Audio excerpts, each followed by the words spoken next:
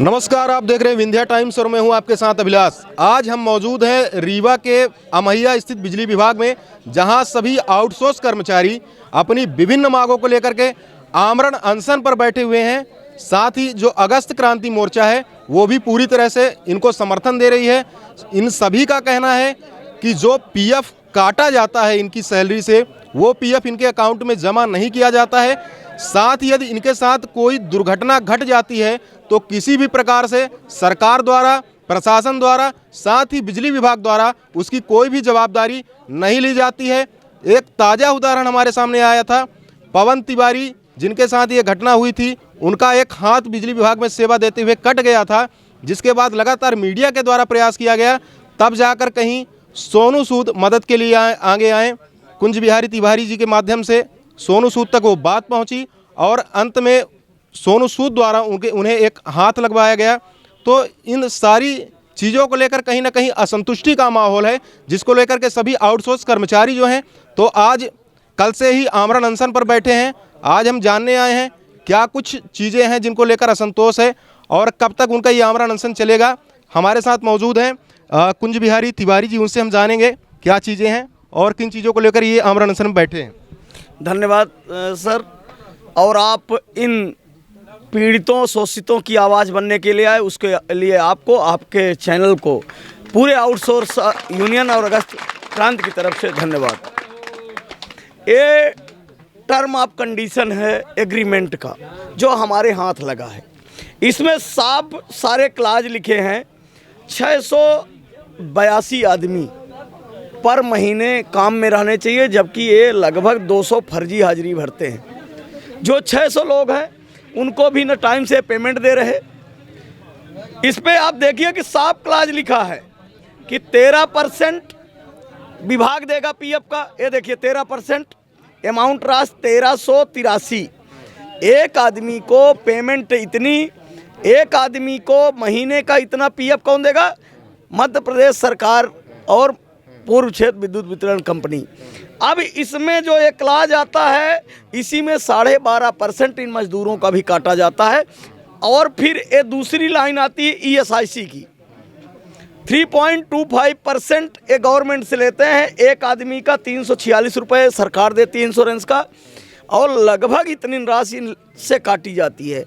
एक बेचारे मजदूर का ये 3000 रुपये काटते हैं। ये खेल जब से रीवा में आउटसोर्स चला है, रीवा या का बात कर रहे हैं, लेकिन लगभग पूरे प्रदेश का हाल है। ये राशि पूरी की पूरी हड़प ली गई।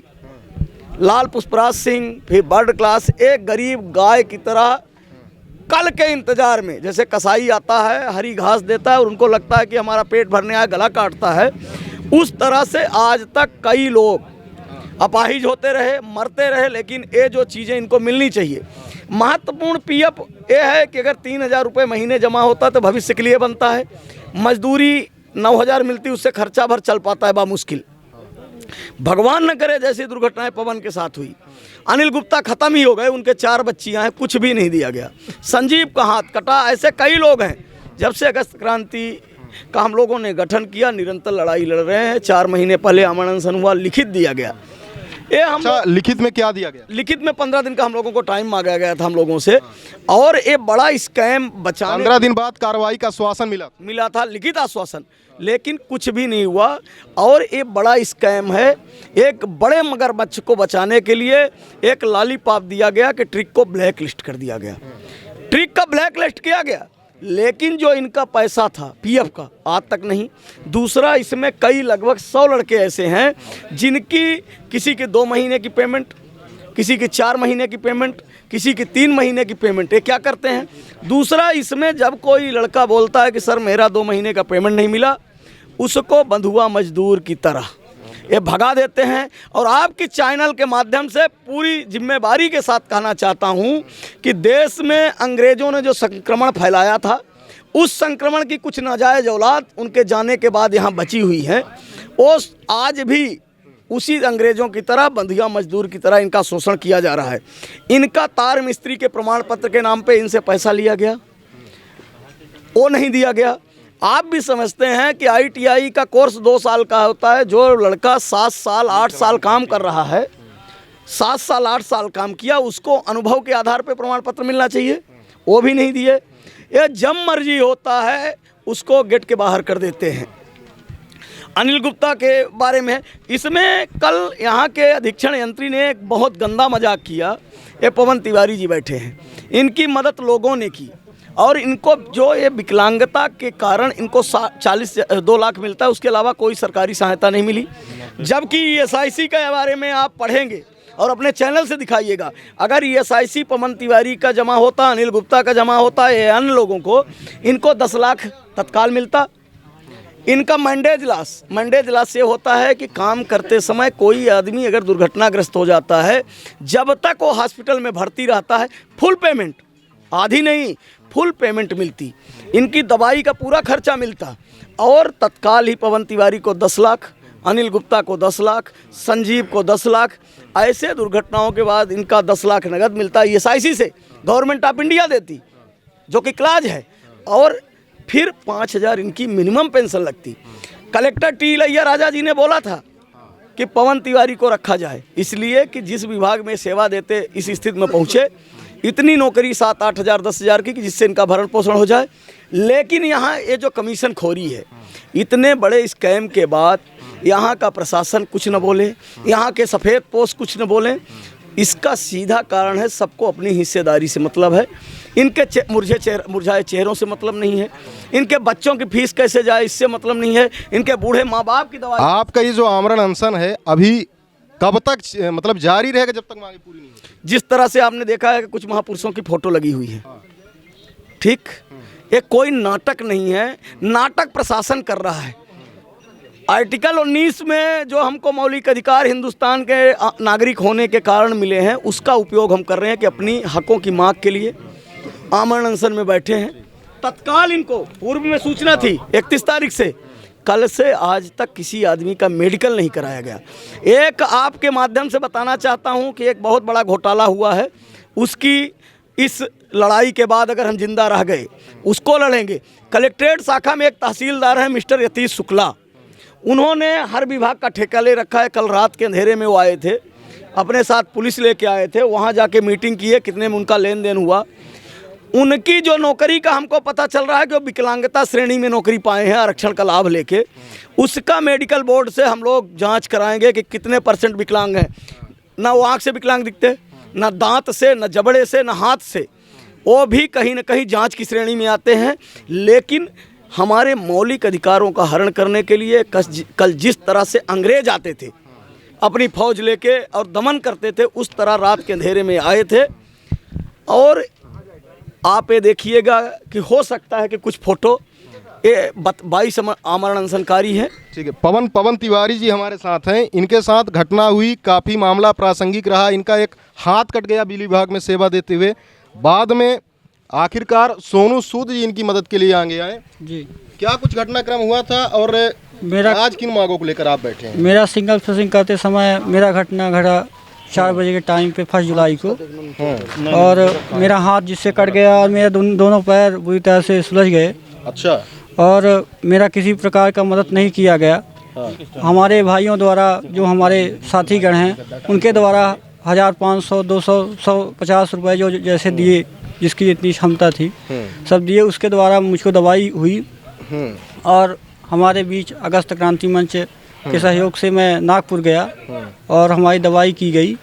और जैसे सामान्य नागरिक को 90% विकलांग हो जाने के कारण 2 लाख रुपए दिया जाता है 40% से ऊपर, वैसे हमको 2 लाख रुपए मिला। क्या लगता है आपके साथ जो घटना हुई किसी के भी साथ हो सकती है, तो क्या प्रशासन और सरकार को उस हिसाब से मदद के लिए आगे आना चाहिए? जी, मदद जो आपके केस में नहीं आ पाए। मदद के लिए सरकार को आना चाहिए, लेकिन हमारे लिए कोई आगे नहीं बढ़ा। और हमको कल एसी साहब द्वारा 60,000 का वो भी लगाया गया आरोप, फर्जी आरोप लगाया गया कि 60,000 रुपये दिया गया है, जबकि हमको 1 रुपया नहीं दिया गया है। ऐसे ये लगता है कि जो कार्य सरकार और प्रशासन की ओर से होना चाहिए था वो सोनू सूद ने किया। जी हाँ, वो सोनू सूद जी का मैं बहुत बहुत धन्यवाद देता हूँ कि हमारे लिए आगे आए और हमको ले जाके वहाँ किरण हॉस्पिटल में हाथ लगवाए। अभी अभी आपकी हालत कैसी है? अब हालत अभी कुछ ठीक है और मैं वहाँ से किरण हॉस्पिटल से डायरेक्ट यहाँ पे आया हूँ। मैं अभी अपने घर नहीं पहुँचा हूँ और मैं सीधे यहाँ आके कल से अमरण अनशन किया हूँ। और मैं पेमेंट भी नहीं आई, ड्यूटी पीरियड में थे और जब वहाँ ड्यूटी कर रहे थे उसके 2 महीने पहले से हमको पेमेंट नहीं मिली थी और हमको वहाँ से निकाल दिया गया। जब हमारा वहाँ गए नागपुर दवाई हुई, उसके बाद लौट के आए तो गए जेई साहब के पास, बोले कि हमको नौकरी में रख लीजिए, तो बोले कि तुम्हारी जगह नहीं है। ठीक है, हमारे साथ और भी लोग हैं, उनसे भी जानेंगे क्या कुछ प्रतिक्रियाएं हैं। आपकी कौन कौन सी मांगे हैं? प्रांतीय जज आबिंद से आउटसोर्स मुकेश पांडे। हमारी ये मांगे है कि जो हमारे ऑपरेटर, लाइनमैन और मीटर रीडर हैं, इनका ईपीएफ ईएसआई का पैसा न जमा होने के कारण हमारे 5 भाई 10 भाई एक्सीडेंट हो गए, कुछ भाई तो ज़िंदगी से ख़त्म हो गए। न उनको घर को 1 रुपये दिया गया, न प्रशासन से कोई मदद दी गई। अब वही हम ये चाह रहे हैं कि जो हम लोगों का प्रमाण पत्र है लिया गया है वो प्रमाण पत्र दिया जाए, ईएसआई ईपीएफ, और हर महीने की एक फिक्स बनाया जाए कि किस तारीख को इनकी वेतन दी जाएगी। 2013 से भ्रष्टाचार यहाँ हुआ है, उसके बावजूद आज तक भ्रष्टाचार चालू है, जिस वजह से हम लोग अमरण अनशन में यहाँ बैठे हैं। हम लोगों ने 2 महीना पहले सी ऑफिस गुड़हर में किया था, वहाँ पे लिखित आश्वासन दिया गया था। माननीय एसडीएम साहब यतीश शुक्ला जी पहुँचे थे, कलेक्टर साहब भी आए हुए थे, लेकिन इन्होंने लिखित आश्वासन के बावजूद भी कोई कार्रवाई नहीं। ये चोर हैं, इनको जेल भेजा जाए और इसके अंदर जो भी अंदर इसके खाने वाले बहुत आदमी हैं, इनको भी ये देखिए 130 रुपये का चालान बनवाया गया था। फर्जी जो अमाउंट जमा किया गया था आज तक ना इसका प्रमाण पत्र दिया गया। आप भी स्वयं देख लीजिए कि हमारा भाई एक्सीडेंट होने से पहले 2 महीने की तनख्वाह नहीं आई और एक्सीडेंट हो गया, उसके बाद 8 महीने हो गए, 1 रुपये का नहीं दिया गया। 90% विकलांगता होने के बाद 2 लाख रुपए दिया गया, वो भी सामान्य तरीके से मिलता है। हमारे एग्रीमेंट में लिखा है कि हम आपको ख़त्म होने में 10 लाख रुपए देंगे, अगर कोई हाथ होता है तो उसको 5 लाख रुपए देंगे, लेकिन इन्होंने कुछ नहीं किया। यहाँ के जो अधीक्षण यंत्री और मुख्य अभियंता बैठा है टीडी शुक्ला, बहुत बड़ा दलाल है, उसको सीधे हम आपके माध्यम से मैं कहना चाहता हूँ कि उसको जेल भेजा जाए और ये सब 2013 से 2022 तक पूरी हिस्ट्री निकलवाई जाए कि कौन ऑपरेटर कहाँ है, कौन जांच कर रहा है। उसके स्वयं संबंधी घर के आज 5 लड़के काम पे कर रहे हैं, लेकिन उसके ऊपर कोई कार्रवाई नहीं हुई हो रही। तो मुख्य अभियंता, अधीक्षण अभियंता और टीडी शुक्ला को तत्काल प्रभाव से हटाया जाए। यही हमारा बिंदा न्यूज़ से आग्रह है कि आप वहां तक न्यूज़ पहुंचाएं। हम लोगों का अमरण अनशन है, उसके लिए कुछ मदद करें, हम लोगों के लिए पैसा ईपीएफ ईएसआई जमा करवाएं।